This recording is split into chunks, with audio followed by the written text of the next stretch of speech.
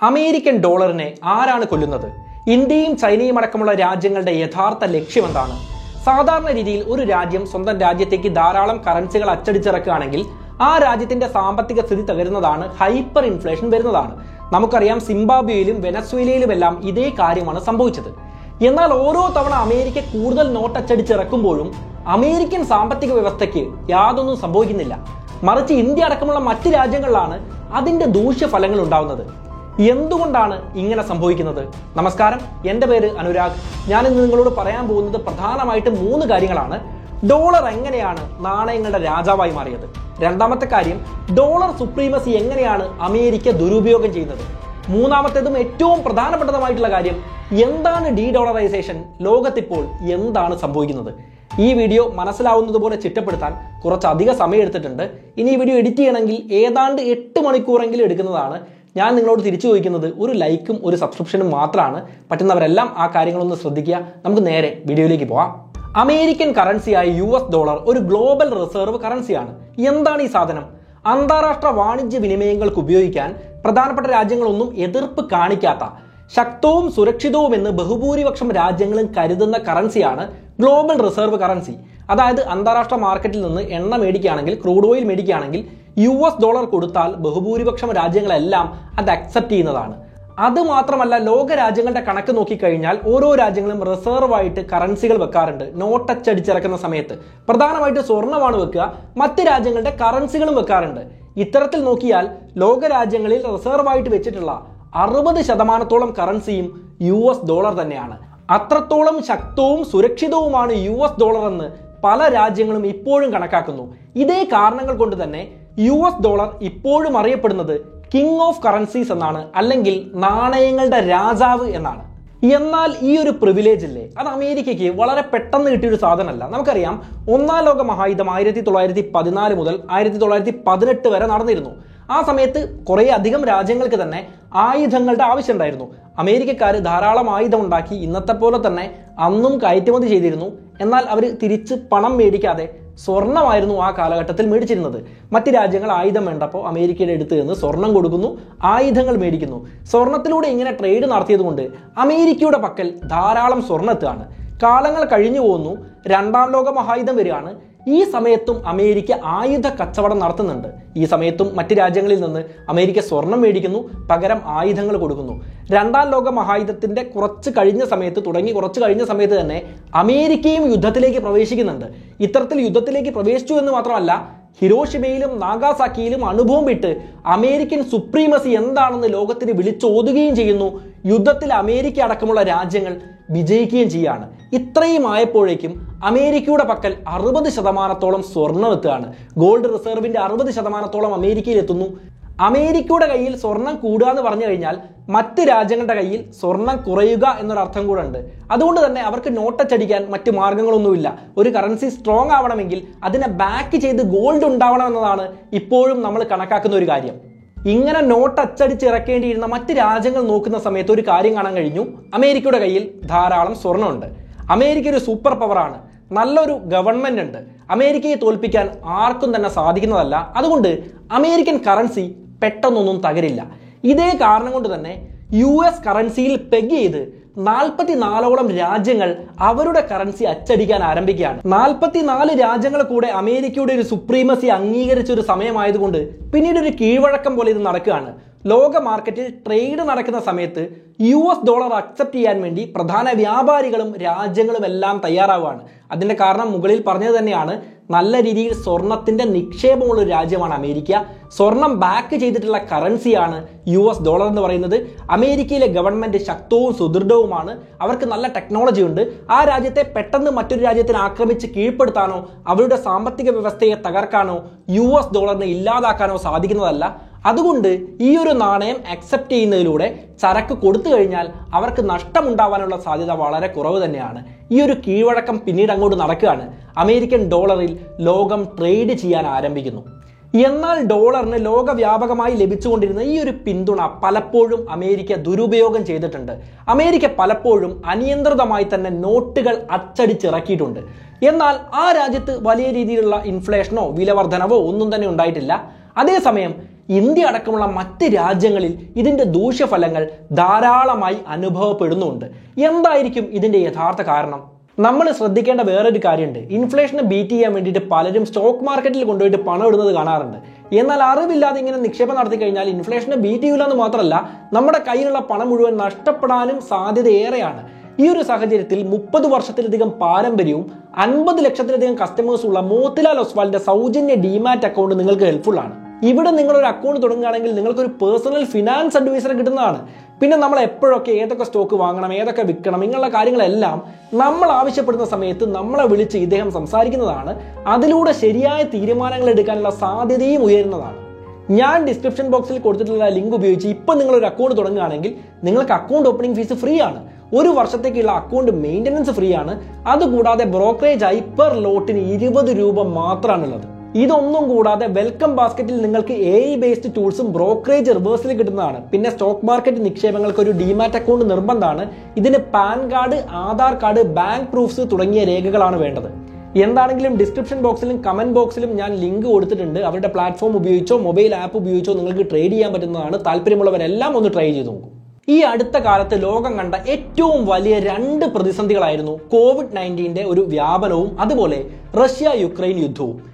ഇതിന്റെ 2 കാരണം കൊണ്ട് പല രാജ്യങ്ങളിലും ധാരാളം വില വർധനവ് ഉണ്ടായിട്ടുണ്ട്. അവരുടെ സാമ്പത്തിക സ്ഥിതിയെ തന്നെ സാരമായിട്ട് ബാധിച്ചിട്ടുണ്ട്. നമുക്കറിയാം എങ്ങനെയാണ് എനർജി ക്രൈസിസ് യൂറോപ്പിനെ ബാധിച്ചതെന്ന്. അതിനെക്കുറിച്ച് നമ്മളൊരു വീഡിയോ ചെയ്തിരുന്നു. അതുപോലെ ഇന്ത്യയിലും വില വർധനവ് നമുക്ക് നേരിട്ട് അനുഭവിക്കാൻ പറ്റുന്ന ഒരു കാര്യമാണ്. സാധാരണ രീതിയിൽ ഇത്തരമൊരു പ്രതിസന്ധി വരുന്ന സമയത്ത് ആ രാജ്യത്തിന്റെ ഗവൺമെന്റ് നല്ല രീതിയിൽ അലേർട്ടാവും. അവർക്ക് ചെയ്യാൻ പറ്റുന്ന എല്ലാ കാര്യങ്ങളും ചെയ്യും. ഇല്ലെങ്കിൽ ഒരുപക്ഷെ ഭരണത്തിൽ നിന്ന് പുറത്തു പോകും, അല്ലെങ്കിൽ നാട്ടുകാരുടെ ചീത്തവിളി കേൾക്കേണ്ടി വരും. എന്താണെങ്കിലും രാജ്യത്തെ സംരക്ഷിക്കാൻ വേണ്ടി ഗവൺമെന്റുകൾ നല്ല നല്ല തീരുമാനങ്ങൾ കൈക്കൊള്ളുന്നതും ബുദ്ധിപരമായുള്ള നയങ്ങൾ നടപ്പിലാക്കുന്നതും പല സമയത്തും നമ്മൾ കണ്ടിട്ടുള്ളതാണ്. എന്നാൽ അമേരിക്കയ്ക്ക് ഇതിന്റെ ഒന്നും ഒരു കാര്യമില്ല. അമേരിക്കയ്ക്ക് വളരെ സിമ്പിളായി നോട്ട് അച്ചടിച്ചിറക്കാൻ പറ്റുന്നതാണ്. എന്നാൽ ഒരു സാമ്പത്തിക വ്യവസ്ഥയിലേക്ക് ധാരാളമായി നോട്ടുകൾ അച്ചടിച്ചിറക്കി കഴിഞ്ഞാൽ എന്ത് സംഭവിക്കും? നമുക്ക് നോക്കാം. ഇന്ത്യയിൽ ഇപ്പോൾ ധാരാളം നോട്ടുകൾ അച്ചടിച്ചിറക്കുകയാണ്. സ്വാഭാവികമായിട്ടും എല്ലാവരുടെ കയ്യിലും പണം വരുന്നതാണ്. സാധനങ്ങളുടെ വില കുതിച്ചുയരുന്നതാണ്. കാരണം ഡിമാൻഡ് കൂടുന്നു, സപ്ലൈ കുറയുന്നു, അപ്പൊ വില കൂടുന്നു. എല്ലാവരുടെ കയ്യിലും പണമുള്ള സമയത്ത് ഓരോരോ സാധനങ്ങളുടെയും ഡിമാൻഡ് കൂടുന്നതാണ്. ആളുകൾ കൂടുതൽ പണം കൊടുക്കാൻ ബാധ്യസ്ഥരാവുന്നതാണ്. അങ്ങനെ ആ സാമ്പത്തിക വ്യവസ്ഥ തന്നെ തകരുന്നതാണ്. ഒരു പ്രധാനപ്പെട്ട ഉദാഹരണം എന്ന് പറയുന്നത് സിംബാബ്വെയാണ്. നമ്മൾ അതിനെക്കുറിച്ച് വിശദമായിട്ടുള്ളൊരു വീഡിയോ ചെയ്തിട്ടുള്ളതുമാണ്. എന്നാൽ അമേരിക്കയിൽ ഈ കാര്യങ്ങളൊന്നും സംഭവിക്കുന്നില്ല. എന്തായിരിക്കും അതിന്റെ യഥാർത്ഥ കാരണം? 2020 കൊറോണ വൈറസിന്റെ വ്യാപനം മൂർധന്യാവസ്ഥയിൽ എത്തി നിന്ന സമയത്ത് വെനസ്വേലയുടെ ഗവൺമെന്റ് ഒരു കാര്യം ചെയ്തു. 4 ട്രില്യൺ ബൊളീവാസ് എന്ന അവരുടെ കറൻസി അവർ മാർക്കറ്റിലേക്ക് അച്ചടിച്ചിറക്കി. എന്ത് സംഭവിച്ചു? സാധാരണഗതിയിൽ ഹൈപ്പർ ഇൻഫ്ലേഷൻ എന്ന സംഭവിക്കുകയാണ്. 4200% അവിടെ ഇൻഫ്ലേഷൻ സംഭവിക്കുന്നത്. ഇൻഫ്ലേഷൻ അതായത് പണപ്പെരുപ്പം പിടിച്ചു കെട്ടാൻ പറ്റാത്ത അവസ്ഥയിലേക്ക് എത്തിച്ചേരുകയാണ്. സാധനങ്ങളുടെ വില അനുദിനം വർദ്ധിക്കുകയാണ്. എന്നാൽ നമ്മൾ ശ്രദ്ധിക്കേണ്ട ഒരു കാര്യമുണ്ട്. ഇതേ 2020 തന്നെ മറ്റൊരു കാര്യം സംഭവിക്കുന്നുണ്ട്. US ഗവൺമെന്റ് ധാരാളം നോട്ടുകൾ അച്ചടിച്ചിറക്കുകയാണ്. 4 ട്രില്യൺ ഒന്നും ഇല്ലെങ്കിലും 3 ട്രില്യൺ US ഡോളറുകൾ 3.5 മാസം കൊണ്ട് അവർ മാർക്കറ്റിലേക്ക് ഇറക്കുകയാണ്. എന്നാൽ അമേരിക്കയിൽ എത്ര ഇൻഫ്ലേഷൻ ഉണ്ടാവണം? 4200% ഒന്നും ഇല്ലെങ്കിലും 1000% ഉണ്ടാവേണ്ടതല്ലേ? പക്ഷേ അവിടെ ഉണ്ടായിരുന്ന ഇൻഫ്ലേഷൻ 9% താഴെയായിരുന്നു. വെറും 9% താഴെ. എന്നാൽ ഇന്ത്യ അടക്കമുള്ള മറ്റ് രാജ്യങ്ങളെ സാരമായ രീതിയിൽ തന്നെ ഈ നോട്ട് അച്ചടിച്ചിറക്കൽ ബാധിക്കുകയാണ്.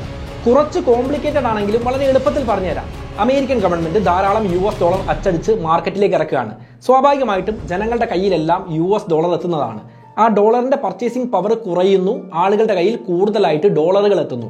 വിദേശ കമ്പനികൾ എന്താണെങ്കിലും ഡോളറുകളിൽ പണം അക്സെപ്റ്റ് ചെയ്യുന്നതാണ്. കാരണം നമുക്കറിയാം ഡോളർ ഒരു ഗ്ലോബൽ റിസർവ് കറൻസിയാണ്.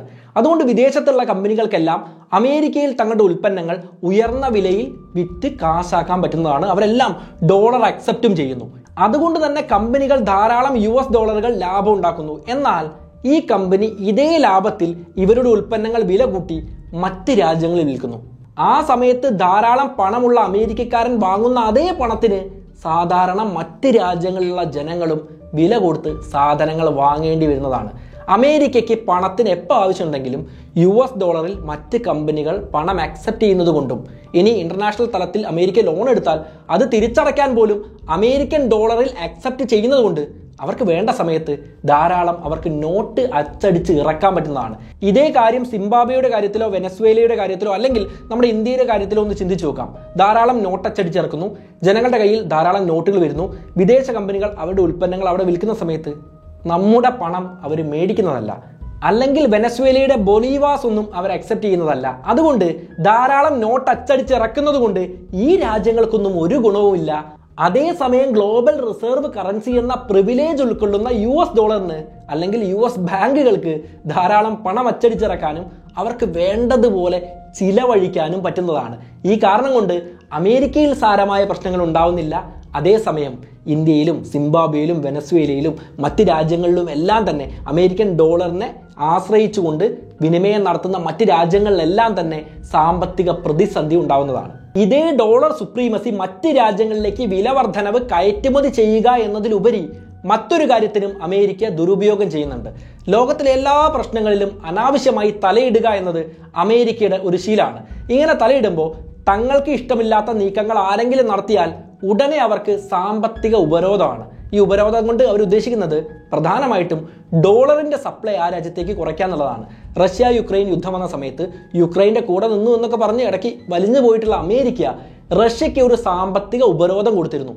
ഡോളറിന്റെ ലഭ്യത റഷ്യയിൽ പരമാവധി കുറയ്ക്കുക എന്നുള്ളതായിരുന്നു അവരുടെ പ്രധാനപ്പെട്ട നീക്കം. അങ്ങനെ സംഭവിക്കുമ്പോൾ പ്രധാനമായിട്ടും അന്താരാഷ്ട്ര വാണിജ്യ വിനിമയങ്ങൾക്ക് ഉപയോഗിക്കുന്ന കറൻസി റഷ്യയുടെ കയ്യിൽ ഇല്ലാതെ വന്നാൽ അവർക്ക് അന്താരാഷ്ട്ര വിനിമയങ്ങൾ നടത്താൻ പറ്റാതെ വരും.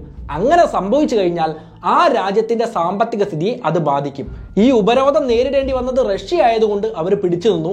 എന്നാൽ പാശ്ചാത്യ രാജ്യങ്ങളുടെ ഇത്തരം ഉപരോധങ്ങൾ നേരിടേണ്ടി വന്നിട്ടുള്ള സിംബാബ്വെ അടക്കമുള്ള രാജ്യങ്ങൾ പരിപൂർണമായി തകർന്നു പോകുന്ന കാഴ്ച നമ്മൾ കണ്ടിട്ടുള്ളതാണ്. ഈ ഡോളർ സുപ്രീമസി ഉപയോഗിച്ചുകൊണ്ട് ലോകത്തിന്റെ ഏത് പ്രശ്നങ്ങളിലും ഇടപെട്ട് ആരെയും ഭീഷണിപ്പെടുത്താനും എല്ലാ സ്ഥലത്തും വല്യേട്ടൻ കളിക്കാനും അമേരിക്കയ്ക്ക് സാധിക്കുന്നു എന്നത് ഡോളറിന്റെ ഈ ഒരു സൂപ്പർ പവർ കാരണം തന്നെയാണ്. എന്നാൽ ഇപ്പോൾ ലോകത്ത് വേറൊരു കാര്യമാണ് നടന്നുകൊണ്ടിരിക്കുന്നത്. പ്രധാനമായിട്ടും India, Brazil, Russia, China, Argentina, Iran, France അടക്കമുള്ള രാജ്യങ്ങൾ, ചില വാർത്തകൾ സൂചിപ്പിക്കുന്നത് സൗദിയും ഈ കൂട്ടത്തിലേക്ക് കൂടിയിട്ടുണ്ടെന്നാണ്. ഈ രാജ്യങ്ങളെല്ലാം ചേർന്ന് അവരുടേതായ നാണയങ്ങളിലോ അല്ലെങ്കിൽ മറ്റ് നാണയങ്ങളിലോ വിനിമയം നടത്തി ഡോളറിനെ റീപ്ലേസ് ചെയ്യാൻ ഒരു ശ്രമം നടത്തുന്നുണ്ട് എന്നുള്ളതാണ്. അതായത് ഡോളറൈസേഷൻ എന്ന കാര്യം നടത്തി അമേരിക്കൻ ഡോളറിന്റെ സുപ്രീമസി അവസാനിപ്പിക്കാനാണ് ഇത്തരം രാജ്യങ്ങൾ ശ്രമിച്ചുകൊണ്ടിരിക്കുന്നത്. എന്നാൽ ഡോളറൈസേഷൻ എന്ന പ്രക്രിയ നടക്കുമ്പോൾ പ്രധാനമായിട്ടും എന്താണ് സംഭവിക്കേണ്ടത്? ഡോളറിനെ അന്താരാഷ്ട്ര വിനിമയങ്ങളിൽ നിന്ന് മാറ്റി അതേസമയം സ്ട്രോങ്ങും സേഫും സ്ട്രോങ് ആയിട്ടുള്ള ഒരു ഗവൺമെന്റിന് കീഴിലുള്ളതുമായിട്ടുള്ള ഒരു കറൻസി കൊണ്ട് റീപ്ലേസ് ചെയ്യാൻ സാധിക്കണം. ആ സമയത്ത് ഡോളറിന്റെ ഈ ഒരു വല്യേട്ടൻ കളി അവസാനിക്കുന്നതാണ്. ഇത് തന്നെയാണ് ചൈന അടക്കമുള്ള രാജ്യങ്ങൾ ഇപ്പോൾ ലക്ഷ്യമിട്ടുകൊണ്ടിരിക്കുന്നത്. ഇന്ത്യ നിലവിൽ ഇന്ത്യൻ റുപ്പീസ് ഉപയോഗിച്ച് 18 രാജ്യങ്ങളുമായി ട്രേഡ് നടത്താനുള്ള കരാറുണ്ടാക്കി. ഭാവിയിൽ ഇത് ഇനിയും കൂടുമെന്ന് കണക്കാക്കപ്പെടുന്നുണ്ട്.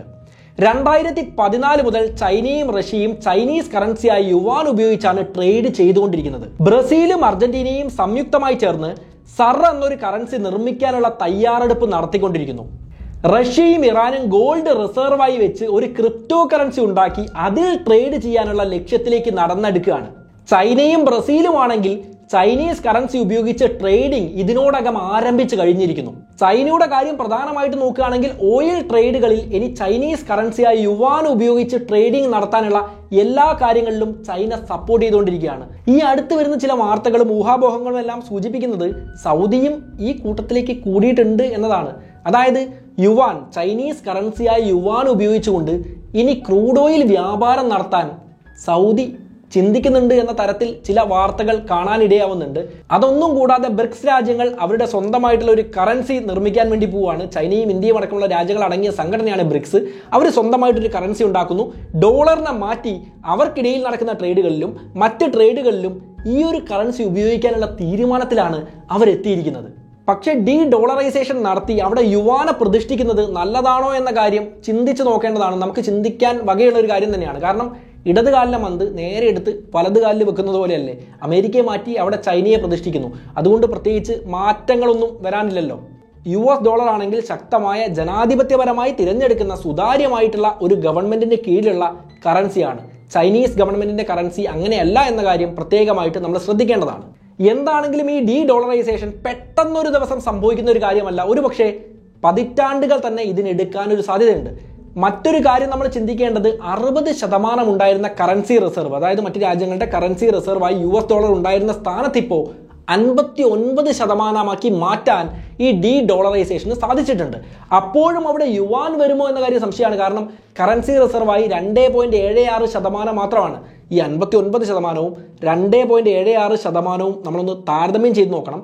ഈ 2.76% മാത്രമാണ് ചൈനീസ് കറൻസിയായ യുവാൻ ഉള്ളത്. മുൻ അമേരിക്കൻ പ്രസിഡന്റും ജോ ബൈഡന്റെ എതിരാളിയുമായ ഡൊണാൾഡ് ട്രംപ് ഇപ്പോഴൊക്കെ പറഞ്ഞുകൊണ്ടിരിക്കുന്നത് അമേരിക്കൻ ചരിത്രം കണ്ട ഏറ്റവും മോശം 5 പ്രസിഡന്റുമാരെ എടുത്തു കഴിഞ്ഞാൽ അവർ സംയുക്തമായിട്ട് ഉണ്ടാക്കിയ നാശത്തിലധികമാണ് ജോ ബൈഡൻ അമേരിക്കയ്ക്ക് ഉണ്ടാക്കി കൊടുക്കാൻ പോകുന്നതെന്നാണ്. അത് മറ്റൊന്നും കൊണ്ടല്ല, ഇതേ ഡോളറൈസേഷൻ കാരണം തന്നെയാണ്. കാരണം അമേരിക്കയുടെ ലോക പോലീസ് കളിയും അമേരിക്കയ്ക്ക് ലോക മാർക്കറ്റിൽ എപ്പോൾ വേണമെങ്കിലും എങ്ങനെ വേണമെങ്കിലും കൈ കടത്താനുള്ള സ്വാതന്ത്ര്യത്തിനും ഹാനി വരുത്തുന്നത് തന്നെയാണ് ഈ ഡോളറൈസേഷൻ.